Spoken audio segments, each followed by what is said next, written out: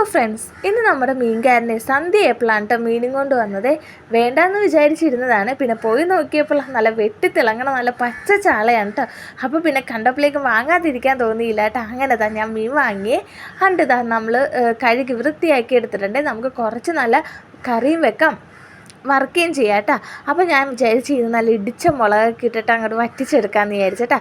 അപ്പോൾ ഉള്ളിയും ഇഞ്ചിയും പിന്നെ പച്ചമുളക് ഇതെല്ലാം നന്നാക്കി എടുത്തിട്ട് ഉള്ളിയൊക്കെ നന്നായി ചതച്ചെടുത്തിട്ടുണ്ട് കേട്ടോ.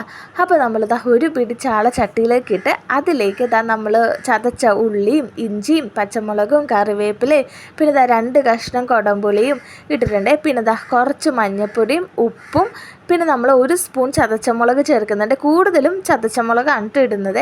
അപ്പോൾ ഒരു കളറിന് വേണ്ടി ഒരു ഇച്ചിരി മുളക് പൊടിയും കൂടി ചേർത്തിട്ട് ആവശ്യത്തിന് വെളിച്ചെണ്ണ ഒഴിച്ച് നമ്മൾ കൈ കൊണ്ട് നന്നായിട്ട് തിരുമണേ.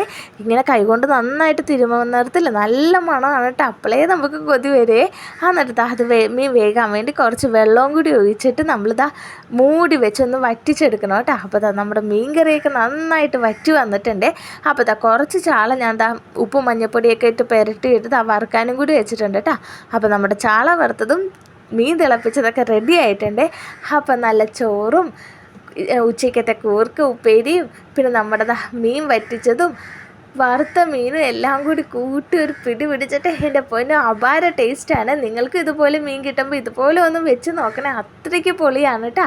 അപ്പോൾ എല്ലാം കൂടി തിന്നിട്ട് എൻ്റെ പൊന്നു സൂപ്പറായിരുന്നു കേട്ടോ. അപ്പോൾ വീഡിയോ ഇഷ്ടപ്പെട്ടാൽ ലൈക്ക് ചെയ്യാനും ചാനൽ ആദ്യമായിട്ടാണ് കാണുന്നതെങ്കിൽ സബ്സ്ക്രൈബ് ചെയ്ത് സപ്പോർട്ട് ചെയ്യാനും മറക്കരുതേ. അപ്പോൾ ഇന്നത്തെ വീഡിയോ ഇത്ര ഉള്ളൂ കേട്ടോ.